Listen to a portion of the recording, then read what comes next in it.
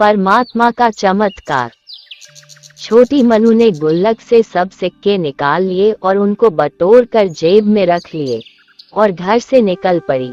पास में ही एक केमिस्ट की दुकान थी। वह सीढ़ियों से धीरे धीरे ऊपर चढ़ी और काउंटर के सामने जाकर खड़ी हो गई।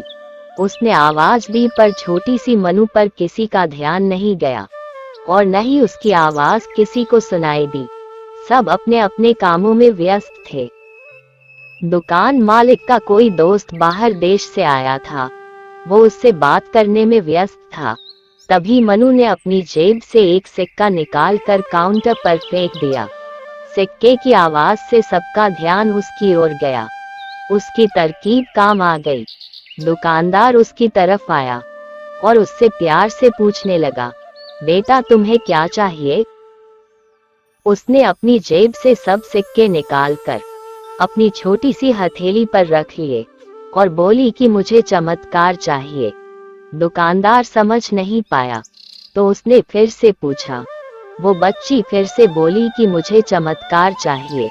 दुकानदार हैरान होकर बोला, बेटा हमारे यहाँ दवाई मिलती है, चमत्कार नहीं। वो बच्ची बोली, अगर यहाँ दवाई मिलती है तो चमत्कार भी आपके यहाँ मिलना चाहिए। दुकानदार बोला, बेटा लेकिन आपसे ये किसने कहा कि यहाँ चमत्कार मिलता है? फिर उस बच्ची ने विस्तार से बताना शुरू किया।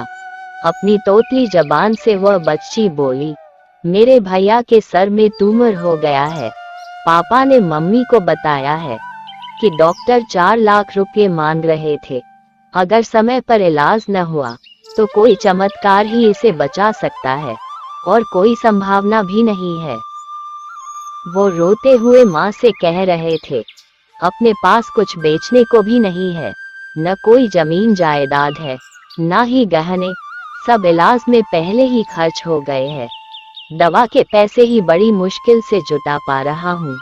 वो दुकान मालिक का दोस्त उसके पास आकर बैठ गया और प्यार से पूछने लगा, अच्छा कितने पैसे लाए हो तुम चमत्कार खरीदने के लिए?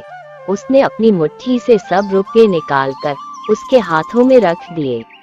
जब उसने वो रुपये गिने तो 21 रुपये 50 पैसे थे। वो व्यक्ति हंसने लगा और मनु से बोला, समझो तुमने चमत्कार खरीद लिया, चलो मुझे अपने भाई के पास ले चलो। वो व्यक्ति जो उस दुकान मालिक का दोस्त था, अपनी छुट्टी बिताने भारत आया था और न्यूयॉर्क का एक प्रसिद्ध न्यूरो सर्जन था।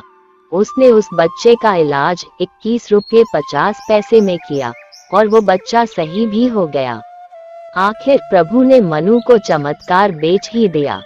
वो बच्ची बड़ी श्रद्धा से उसको खरीदने चली थी तो वो उसको मिल गया।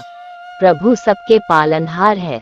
उनकी मदद ऐसे ही चमत्कार के रूप में मिलती रहती है। बस आवश्यकता है तो सिर्फ सच्ची श्रद्धा की, क्योंकि परमात्मा संसार के कण कण में है। धन्यवाद। अब मुझे आज्ञा दीजिए, फिर मिलते हैं एक नई कहानी के साथ।